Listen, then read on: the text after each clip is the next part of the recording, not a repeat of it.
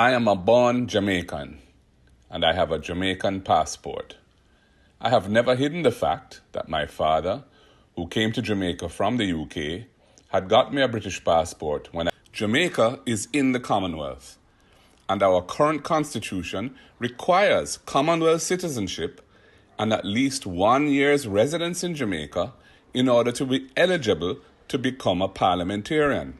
Bless up my people. Welcome back to the channel. It's a girl and Isabel Rose. Thanks for all the new subscribers. Thanks to returning subscribers. If you're new to the channel, subscribe. Turn the post notification bell on. Put it on all so you won't miss an upload from me. On the road to 20k, help me to get there, my people. So in this one, my people, we're seeing the Prime Minister Andrew Holness commented on a public debate that has been going around surrounding the opposition leader Mark Golding's citizenship. My people, want to stay tuned for that 1 year and a half to hear it for yourself. Don't forget to like, share, and subscribe to the channel. Or go over to my other platform. Subscribe over there and get that channel to 1k for me. Please and thanks.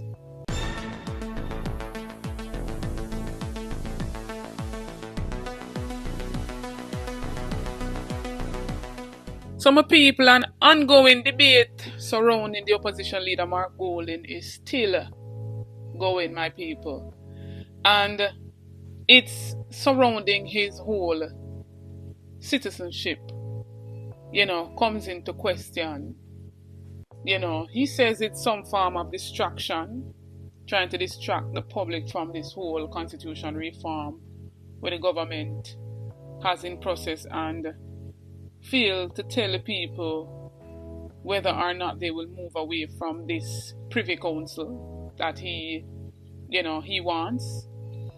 And so Mark Golding had come out and basically make the people them know, say, I'm on Banya. This is Mark Golding, President of the People's National Party and Leader of the Opposition.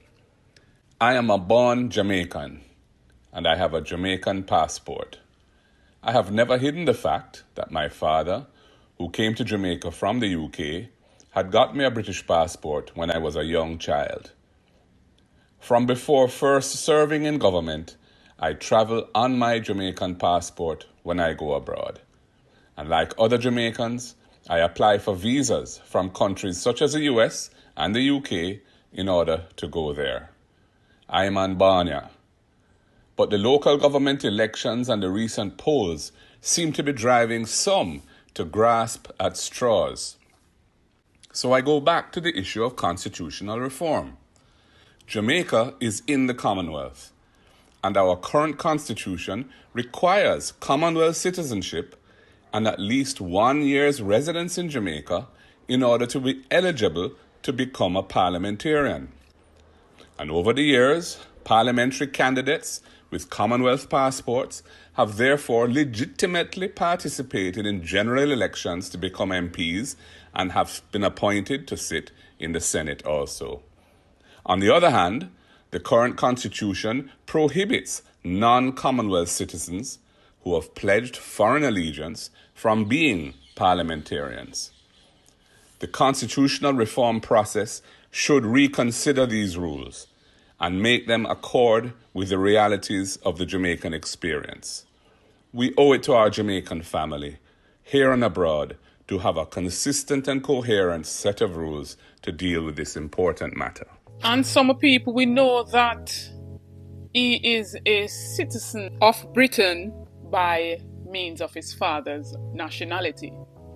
And so according to the Jamaican Constitution, it says, no election of a member of the House of Representatives shall be called in question on the ground that the law under which that election was conducted was inconsistent with this section, and this is section 39A and B, that subject to the provisions of section 40 of this constitution, any person who at the date of this appointment or nomination for election is a Commonwealth citizen of the age of 21 years old or upwards, and B, has been ordinarily resident in Jamaica for immediately preceding 12 months, shall be qualified to be appointed as a senator or elected as a member of the House of Representatives, and no other person shall be so qualified.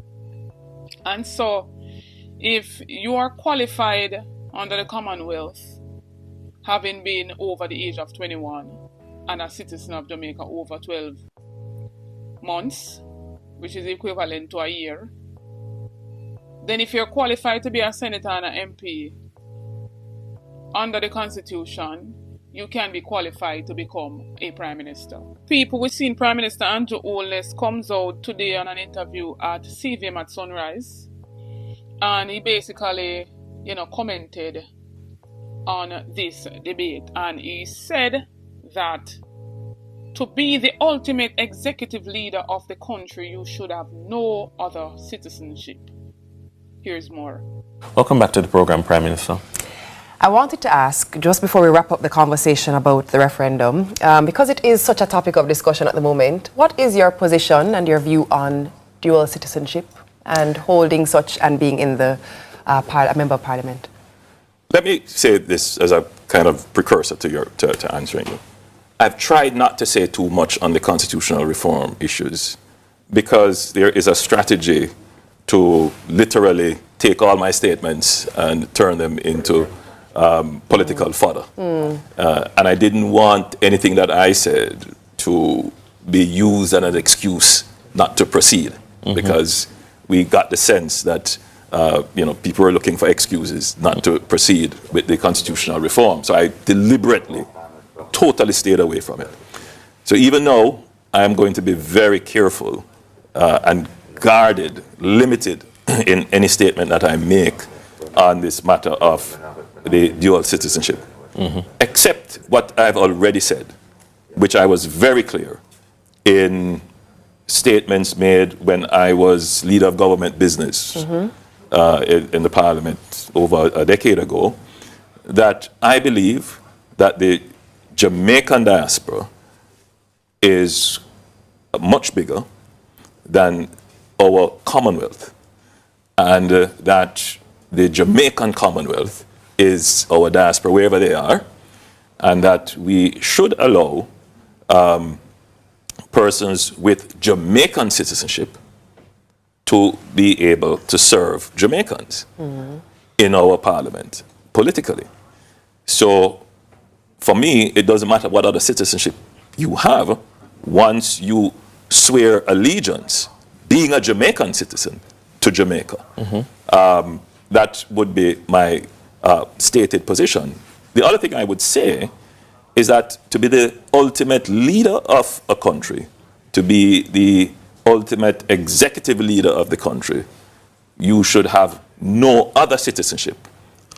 There should be no question by your citizens that you lead, that you have somehow split loyalties, that you have a parachute should in case anything go wrong, that you may not be subject to the full force of the laws of the country that you serve because you are a citizen of another country.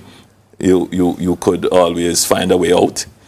So, and I think that is important. I think in the minds of every Jamaican, the question would be, is the leader of your country fully, wholly and solely committed to your best interest, and there is no other loyalty or interest drawing on the decisions that they make. So I think if you allow that, in other words, if you allow the leader of the country, in whatever position that leader is, to have another loyalty, then every decision that that leader makes will be open for question. So it is an untenable situation. And if you intend to become leader of the country, in whether as prime minister or any top leadership, leader of the opposition, or to head the parliament or whatever it is, you really should divest yourself of any other loyalty that you may have. So am I taking that to mean then that, for instance, your party, I've seen members of your party over the past weekend calling for opposition leader Mark Golding to declare whether or not he is a UK citizen. You are saying then that if he is, then his position is untenable. So for two things. We believe that we must find a way to include our diaspora, our Jamaicans. So once you are a Jamaican, you have Jamaican citizenship, we believe you should be entitled to enter our parliament and, and serve. Right. However, having entered the parliament, if it is that you intend to become the ultimate decision maker, then you must divest yourself of any other loyalty, even if it is not required legally. Because in the minds of the Jamaican people, or any country, they are going to want to know that their ultimate decision maker is only making decisions based upon a single, transparent loyalty and allegiance and to them. that you're in it with us. You can't escape. You are in what we are in. And so more pointedly to my question then, that in relation to your opposition counterpart, that you're saying that his position would be untenable. I think anyone in that position would be untenable, and not just that, I think it would be incurable. In other words, having gone ahead to say, I want to lead the country ultimately, and not having taken that step before, you can't cure it afterwards, because already the question is, then why didn't you do this before? Why did you carry us along and not declare this to us? On the back of you mentioning so it's not just untenable, it's incurable. And so my people, having heard all of that, it's safe to say that's his opinion, and so we can't fight him on his opinion. Just like how we can't fight our next man on them opinion. That's just his opinion.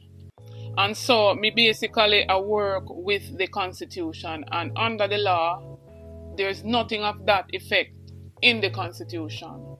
And so my question to the Prime Minister, why don't you call the election and let the people decide? That's the only thing me have to say on this one right now, because this man is a Jamaican citizen by birth and a British citizen due to the fact of his father's nationality.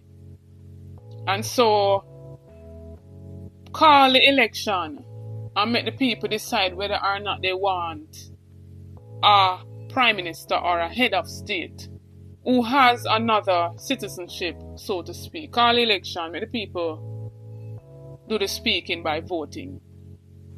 Because this matter is going to be dragging on and on and on and on and on. Right? We had a whole prime minister back in the 80s, were never even born in a Jamaica. And so, let the people decide this one, Prime Minister. That's my 2 cents on it, my people. Talk up in the comment section, tell me what you think about this, tell me what you think about his comments. And overall, let me know if you don't agree if an election for call, so the people can decide who they want to be the leader. Don't forget to like, share, and subscribe to the channel, or run over to my other platform, Instagram and Facebook, and follow me over there at Anisabel Rose. Check out the YouTube store, make a purchase, it goes in support of the channel. Check out the YouTube membership, you get a lot of benefits by becoming a member. Only a small fee per month to become a member of the Anisabel Rose movement. Notification shout out goes to Angela. Big up yourself, sis. Thanks for the continued support. My people, when you see Angela with our badge right beside our comment, she is a loyal member of the Anisabel Rose movement. As well as big shout out goes to Major Daps. Big up yourself, Major Daps. Thanks for the continued support from each and every subscriber. New viewers, come on board, journey with me, join the family. Subscribe to the channel, like up the videos, share out the videos. Support the ABR movement by playing your part. On the road to 20k, help me to get there, my people. Stay tuned for more videos, stay tuned for more updates. All I have to do, my people, is like and share out the videos so they can be recommended to other viewers. It's free to do that, you know. If I even that enough to do for the channel, my people. Big up on yourself.